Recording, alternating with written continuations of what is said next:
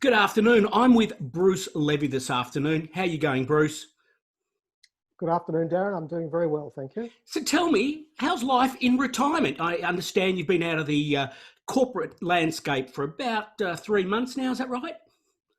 That's right. And this is, in fact, my third attempt at retirement. So we did the tree change about 10 years ago and left sunny Melbourne and moved up to the mid-north coast. Yep. Retired from my role at Medibank, but within 6 months started work again and retired from that job. And now I've just hopefully retired for the last time a few months back. Well, you set me up for my next question. What do you know now that you didn't know then about retirement, given this is your third attempt? Look, I think everyone has advice to you about how to retire. Yep. And the clear piece of advice I got was don't go cold turkey. I've been working as a corporate beast, as I call myself, for near on 40 years. And the advice I got, don't go cold turkey, slowly unwind. So my first retirement was from full-time, high pressure, high impact, senior corporate role where you're working 70 to 100 hours a week and had little or no life balance. Yep. So I stepped out of that role and then successively took a number of roles, slowly moving into a part-time basis. And then, almost 10 years later, have got us to a point where I think I'm now ready to adjust to, not having the hundreds of emails, having an open calendar, and thinking that if I don't do what I wanted to do today, well, I can do it tomorrow because I've got nothing else planned. How nice would that be? So tell me, what occupies that business mind? You've for 40 years of being on the tools, so to speak. Now you've had a chance to decompress. What occupies your mind now? So I've got a couple of business ventures in the local community. Yep. I also do a lot of community development work, on a volunteer basis. I used to be the president of our local chamber of commerce, and so, I don't want to jump too quickly into some of those things. So I'm taking a bit of time, but so there's, community voluntary work, a bit of private development, which I just do with a couple of business partners up here. Yep. And the rest of the time I'm either on a lawnmower or surfing. How good is that? Now, tell me, is there any stuff that you truly miss? In a word, no. Nice. No, I don't. I used to think I would. I miss, some of the collegial contacts, but Yep. One of the things that we did was move from, living in Melbourne to living in a small community, which I've never done before. The total town is only about 3,500 people. So you quickly get a sense of belonging through the community. Yep. And I think that's what you get in corporate world is a sense of belonging. Yeah, a connection. And people knowing you. So when I don't walk around town as a nameless, face. Yep. People know you and through your networks, etc. Yep. And so you get a sense of connection. Yeah. So what don't you miss? There must be there's lots of things I don't. You want me to give you? We're miss. thinking emails. I'm thinking meetings, pointless meetings. Tell me about that. I was a bit of a workaholic. So I was pretty regimented in my day, starting at 5:30 in the morning, etc., etc. I used to always make sure my inbox was empty. I used to drive myself and my secretaries to distraction. Yep. I used to get lost in the detail, and my red pen used to be famous in writing board reports and everything. I don't miss any of that. Yep. And some of it I see to be wasted effort, but it's the rituals inside corporates that you have to comply with. Yes. I don't, I see that you used to see the wasted effort, but you couldn't do anything about it most of the time. Sometimes you could. Yes. So not having to do those things for the sake of doing them is a pleasure. Oh, I can imagine. Listening to you talk, I'm feeling a weight off my shoulders, thinking how wonderful would it be not to be a part of that. Bruce, I wanted to focus today's conversation on accountability. And you know that I'm writing a book, and our transcript of what we're talking about today will appear in that chapter. What does accountability mean to you? Look, I suppose accountability means to me is understanding what's important and being held to deliver or meet that. Yep. So You know, what's important can be direct or indirect. It can be spoken or unspoken. It Yep. could be soft in the sense of establishing an environment, like a culture or a set of values. It can Yep. be hard in the sense of delivering a profit and loss, whatever it may be. Yep. But, you know, you've got to determine within that what's important. And then you've got to determine how you're going to be measured on making sure you meet what's important. So how would, I mean, you're talking about prioritizing, is that correct? Prioritizing what is more important than something else. Sometimes it's prioritizing. Sometimes it's just being aware in everything you do, sitting in the background of what's important. So, for example, you know, I believe, you know, my experience through corporate world has shown that culture and values are just as important as the hard targets of budgets and cash flows and the like. Yep. So, doesn't mean I necessarily prioritize culture and values over above that. It just means I've got to create the environment for culture and values to enable me to be successful on the hard aspects, you know, the KPIs or the KRAs or whatever people call them nowadays. So me personally, I know that I keep the values, cultural aspects always close to my mind, but I spend more time running around and trying to deliver on the KPIs that I might be given. So it's just getting that balance right.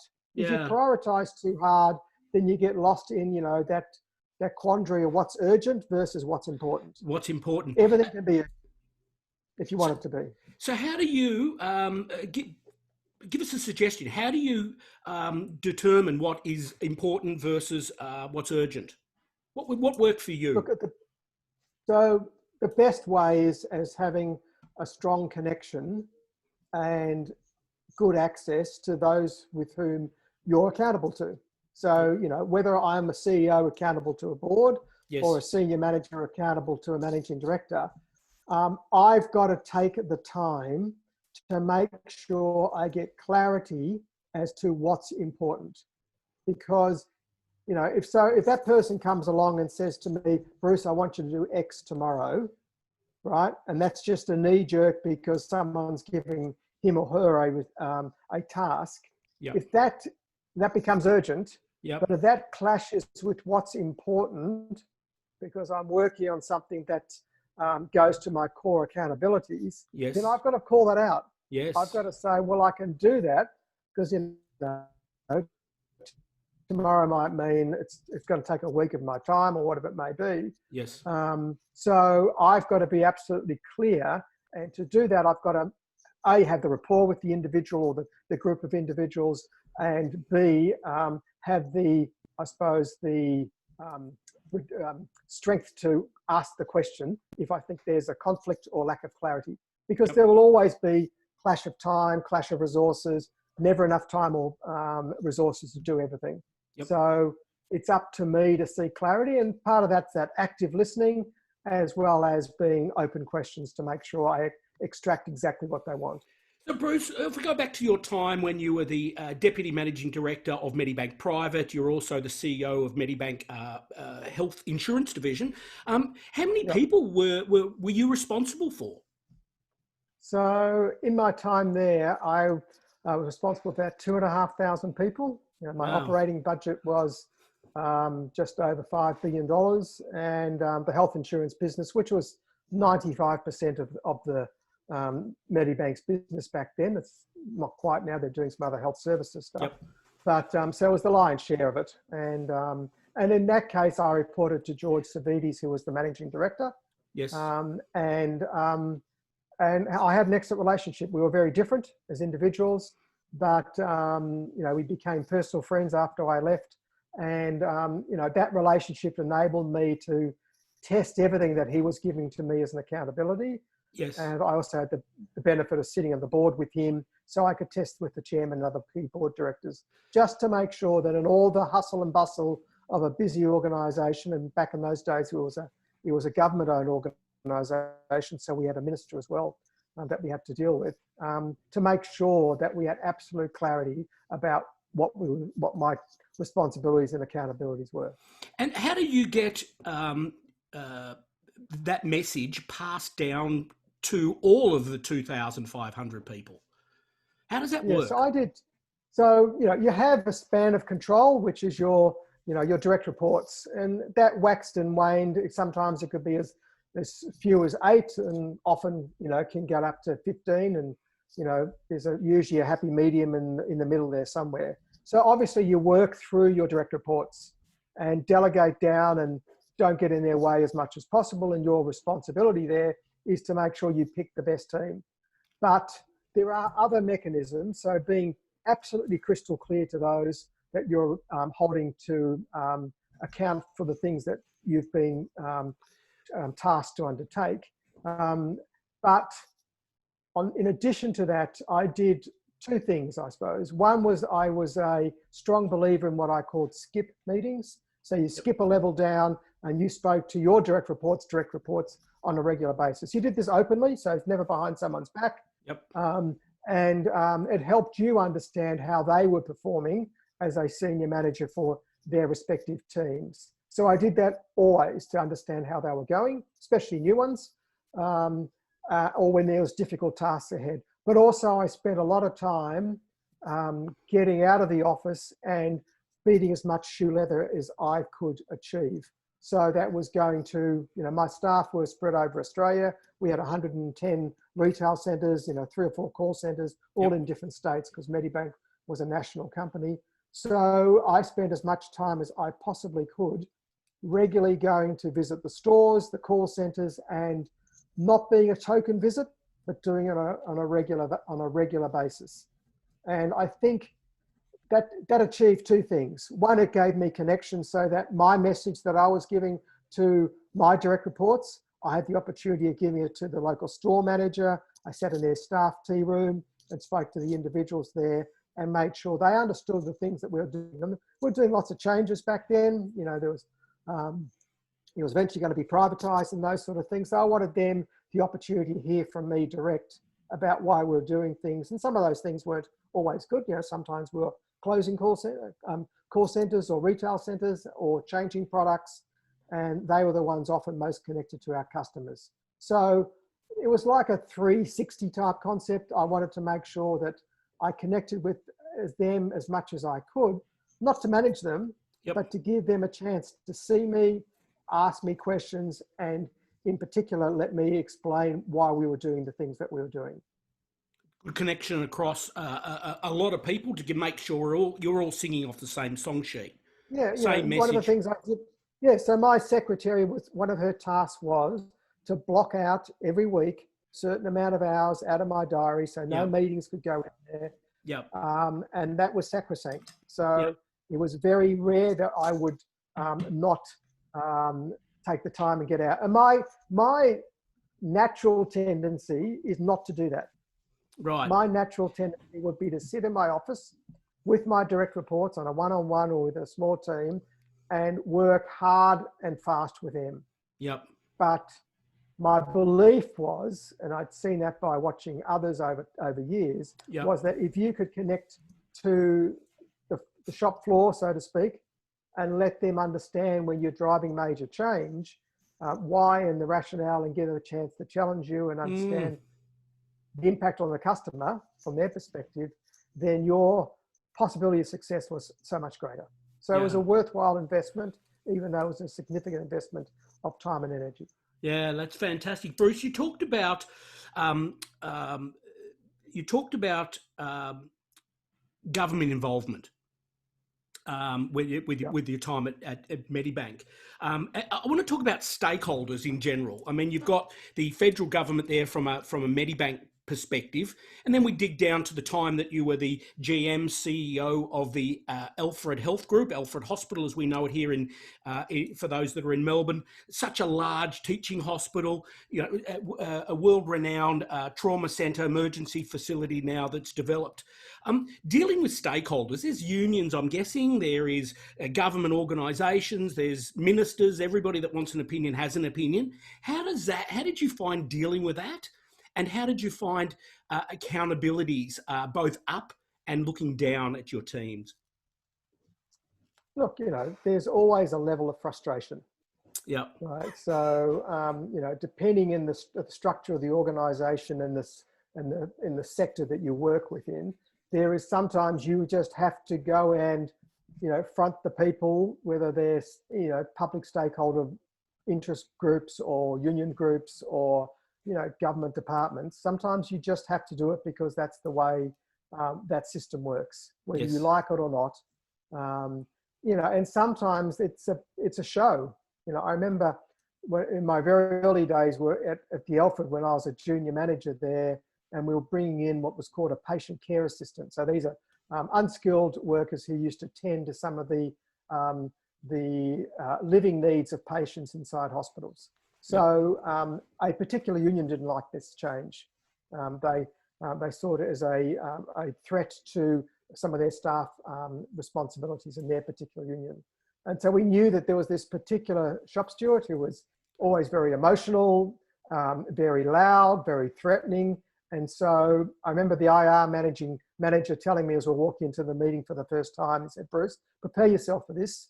This guy will get, he'll be in your face. He'll threaten everything to close down the hospital, blah, blah, blah." And I thought, okay, I should be able to deal with that. So I got into the meeting, and this guy was everything this IE manager said. He picked up the chair, he threw it across the table. Not at me Wow, he's made a personally, statement. just making, and in the end of the day, I walked out of there, sweating and profusely, and the IR manager just turned around with a smirk on his face. He said, "This guy does the same thing at every meeting." So, there are some rituals you have to go through. Yes. And it wasn't, I want to go back in there and rip this guy's ears off. Yeah. But he just said sometimes you just got to follow the rhythm and keep focus on what you want to achieve. So if it meant I had to go back and have 15 meetings with this guy to make this particular change, then that's what I had to do. And if he was going to do the same thing, then you just let him do it. And hopefully over time, he gets to know you a bit more as a person. And some of the theatre can fall away, and you can have a more serious conversation. Sometimes it doesn't happen. So that, and the same applies whether you're going into a government office. And the government officers think the people on the operations side of running services are useless, and they haven't got a clue about the pressures they are in the bureaucracy. But you have to follow the rituals and understand the rituals. And I think if you do that, your ability to engage and achieve change with stakeholders, because you're consistent with your message. You stay focused. You don't buy into some of the games that may be played. Over time, you will get what you are after.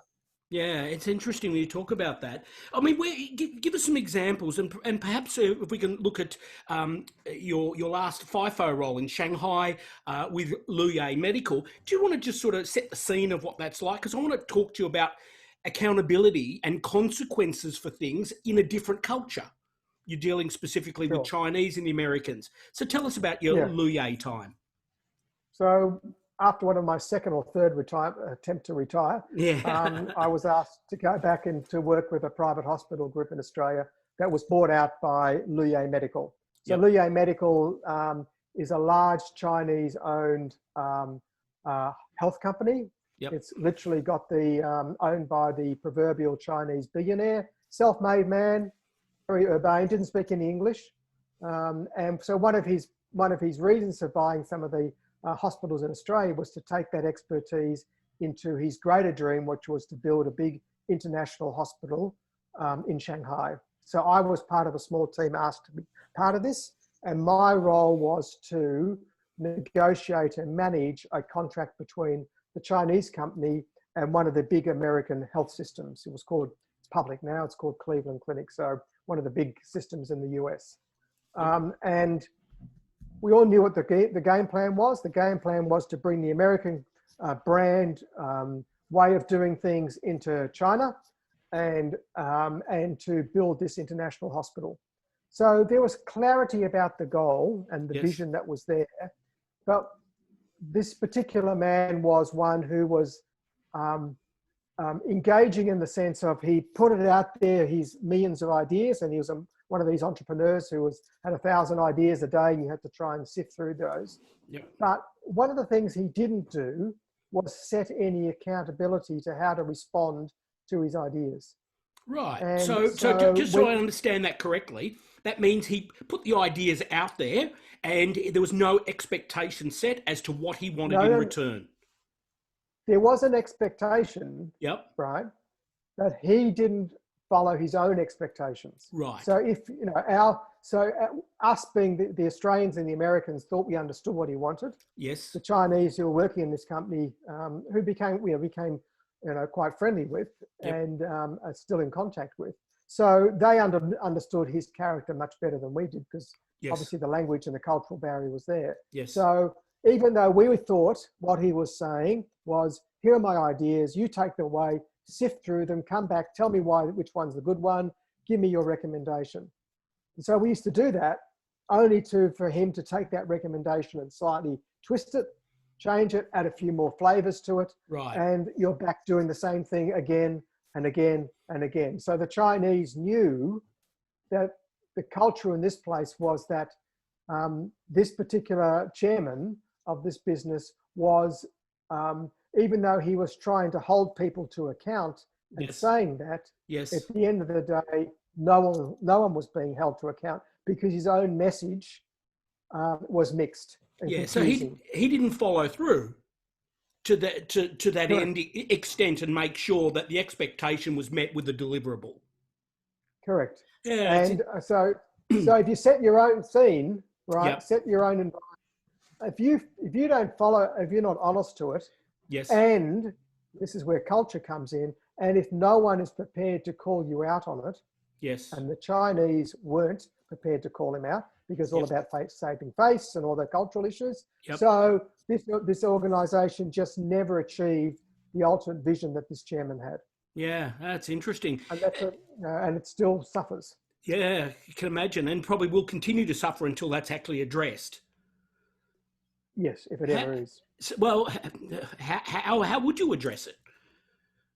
How could I you think address the it? only culture. Well, obviously the cultural barrier is significant. Yep. We had lots of experts around. We used to call them key opinion leaders, so famous Chinese doctors, and we thought they could bring his ideas to ground and help him formulate them. But at the end of the day, it was the individual himself that was Yes. suffering. Had this, I suppose, I would call it a character flaw, that he couldn't resolve and make a decision, and as a result, no decisions were made. No. So, and nothing will ever change until it's addressed. It'll be the same day, Well, repeating every day, isn't it? I suspect that. I think the project will die, is my fear and my expectation. Yeah. Because people, so many of us have now left. So I'm retired from that. Yep. I had enough of it. The Americans are highly frustrated, obviously, with the COVID environment making it more so, and there's no travel. But I suspect the Americans could leave the project, and many talented local Chinese project team members have left in frustration. Yep. So, and it's a classic case. This guy was exceptionally good in his core business, which had nothing to do with hospitals. Yes. Made his fortune. Yes. Had a vision and dream to take that across to something else. Yeah, and provide better healthcare for his community. I mean, that's admirable. Yeah. So, but the skills that he had in his core business, Yes. he couldn't translate into his new business. Yes, understand that. And it's going to be a shame, because there'll be people who'll miss out. Tell me, if we look a little more locally, go back to the time you're in the Alfred Hospital. I'm going to apologise. It was cloudy all morning, and for the last 2 minutes, the sun's decided to pop out. So I've got this sun reflection on my forehead. With the Alfred Hospital and managing, such a huge organisation and all of its components, it's really a matter of life or death. If people within your team don't do the right things, don't do the things they say they're going to do, don't follow up, it's lives at stake here. You've got some examples of accountabilities and scenarios that have occurred where human life in that environment can be affected, has been affected? Yeah, sure. So, as you say, hospitals are, of all the jobs I've had in my 40 years of corporate world, my time at my time at the Alfred, I was there for 12 years. And as you said, I finished up being the the general manager or CEO of that institution, was my best job ever. Yeah. I just loved it. You see Why did you love it? Well, you see the rawness of human spirit and human emotion, and as you say, life and death at every turning corner in the corridors, and the commitment of the staff, whether it's the cleaners all the way through to the cardiac surgeons, and the engagement with the population is just amazing. And the Alfred holds forever impactful. Well, the Alfred holds such a big place for every Melburnian. It's Yeah. it's the hallmark of our health system, and thanks for you and your team for making it what it is before you nicked off up Yeah. north to New South Wales to enjoy their health system. Yeah. So the most impactful event that happened, Yep. and framed, I suppose, how I have responded and hopefully will continue to respond when dire consequences happen. Yep. So in hospitals, you have what's often called preventable deaths. Yes. So we had a situation where a young girl came into our emergency department. I wasn't a CEO at this stage. I was just one of the middle managers and reporting into the CEO at the time, who was a doctor. And unfortunately, one of the junior doctors in the emergency department did something wrong, and there's a series of mistakes, and the young lady died. So those things happen. Unfortunately, they're reality in hospitals. Many of them are preventable, and there's been lots of literature and research as to how to limit those. And the typical response to that from the hospital lawyers, the health departments, everyone, is to deny liability and push it away, not engage the family, and try and put the shutters down, as you could expect. Yep. But this particular CEO took a different tact. He realised that what we did was wrong. Yep. That the junior doctor made a mistake, and so he literally and figuratively stood up publicly after meeting with the family, apologising profusely, explaining what happened, why it occurred, etc. So they had their chance to their moment of grief and to understand where went wrong. Yep. He stood up publicly inside the hospital at a staff meeting, all staff meeting, and this is a large organisation, and apologised. Had the family there, and ultimately this had such an impact on the organisation, had such an impact on the family, that the mother went on and set up a national bereavement service for people who are exposed to preventable deaths in hospitals, and to trying to limit those as well. Yep. And so that in that one gesture, and obviously I'm paraphrasing a lot of what went on because there's coronial stuff, etc. But in that one gesture, it just changed the whole dynamics of that organisation. This hospitals are 120 odd years old, so the culture, it's a lot of history and tradition. So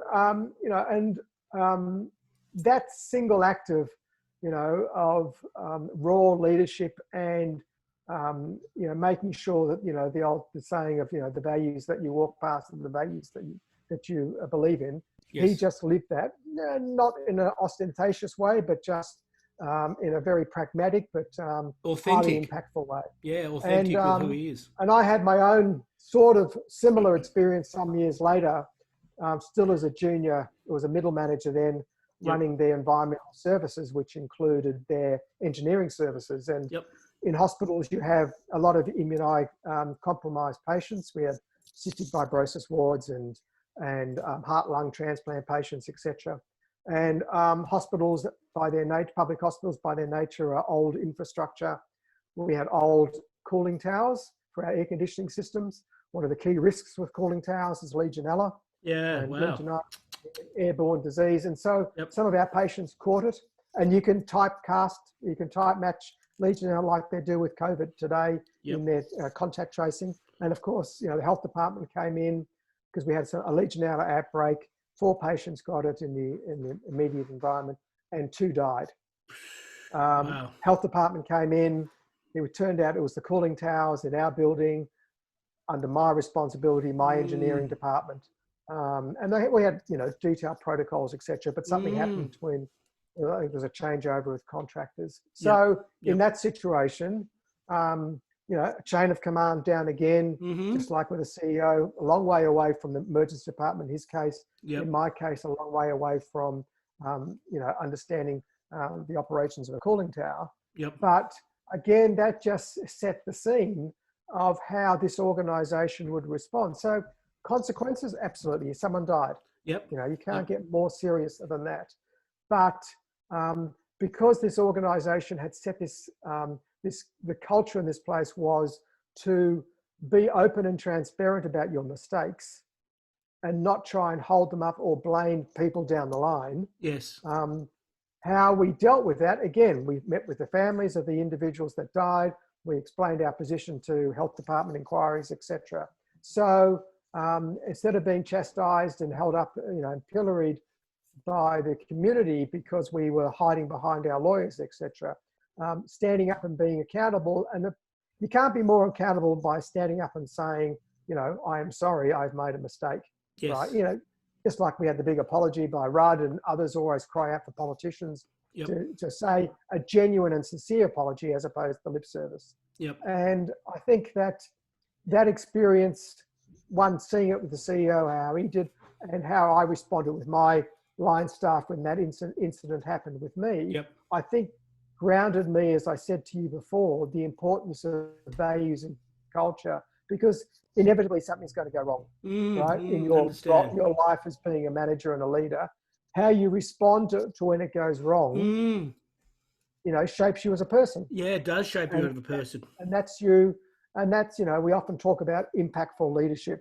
That's the impact that you have by creating that culture. So I'd be more pleased with people that reflect on my time at, whether it's Medibank or the Alfred or wherever else I've been, by the impact I had on their culture, as opposed to saying, oh, Bruce turned around that organization that was losing you know, hundreds of millions of dollars to a company that was making a big profit. Right? Even though they're easier things to manage, to measure, and you like to achieve those things. But when you look at the end of your career, looking back, it's how you impacted the value and the culture. And the difference you made. Difference you made to that, as opposed to how you fixed up the finances. Yeah, wow. It's a great story.